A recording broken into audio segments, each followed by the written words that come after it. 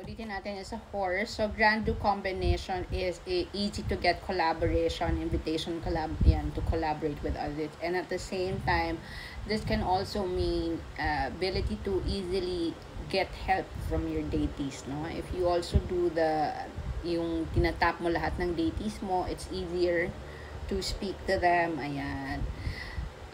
Next naman is Moyue, no? This actually signifies detachment, no?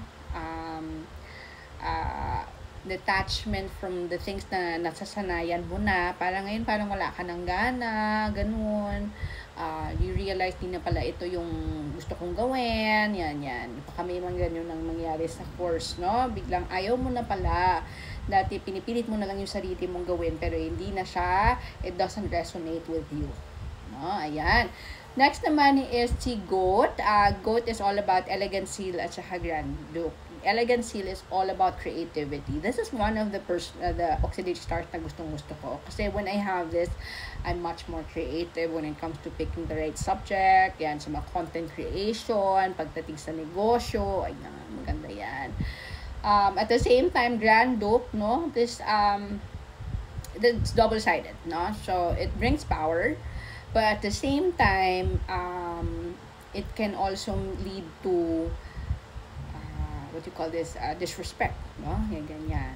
Actions mo napapansin, yan, may mapupuna, diba? At isa pa noon ngayon, kapag pinag-uusapan ka at sikat ka, hindi mo mawawala yung yung mga ganyan, mga naysayers mo, yung mga disrespect, ayan. Kaya what you do is, you set boundaries, no? Kung kunwari, peg mo dito sa taong to, medyo pala to, plastic, dilayuan mo na, di ba? Huwag mo na kausapin. Next naman, si Monkey, meron siyang Sunstar. Gusto ko to si Sunstar kasi ang Sunstar is ikaw ang nagbibigay ng tulong. You are offering help to others, which is a good thing kasi imbis na ikaw ang palaging humihingi ng tulong. And the best part about the Sunstar, pag may tulong ka, may araw-ayan.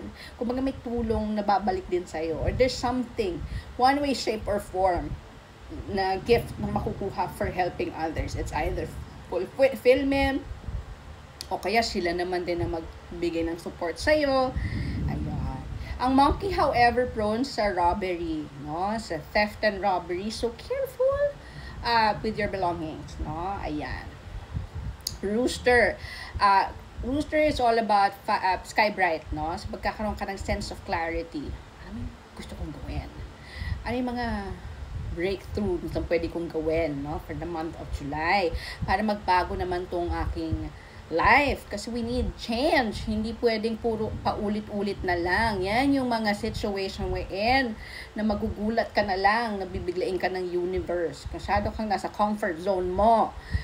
So, kailangan natin baguhin. So, ang universe ang magbabago. So, instead of you challenging yourself, hence leading us to the rooster. No? Ito yung rooster parang, what should I do to challenge myself and challenge my life? No? However, ang rooster prone sa calamity, ma-stranded. Oh, nako. Okay, so be careful, no, before traveling. Check the weather forecast. O kaya naman, ayaw natin magkasakit doon sa lugar. So make sure you double down on your vitamins. Rest well. Yeah. Next is dog. Moon, no? So, ang meron tayong moon wherein support from other women is easy. No? O, kung may problema ka, ang una mong lapitan, Another also for the moon is yung intuition mo mataas. Okay? So, you also look at your intuition, trust your intuition because it's also strong this month.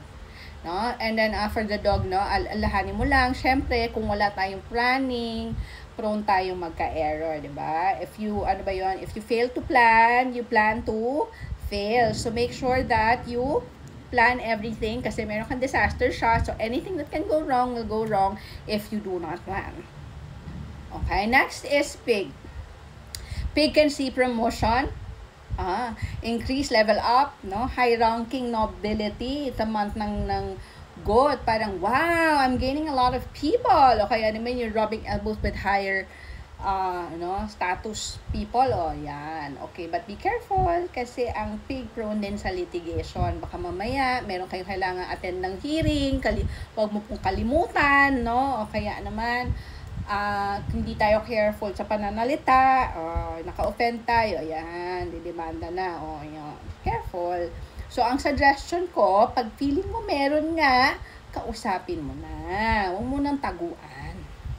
Kasi the more you make tago, the more na ginigigil mo silang demanda. So, yun. But if there is no prone, then you do not have to worry. Huwag masyadong magpanic. No? Kung wala namang opportunity, then this does not apply to you. Alright? Next na ating forecast. Sa next video na lang.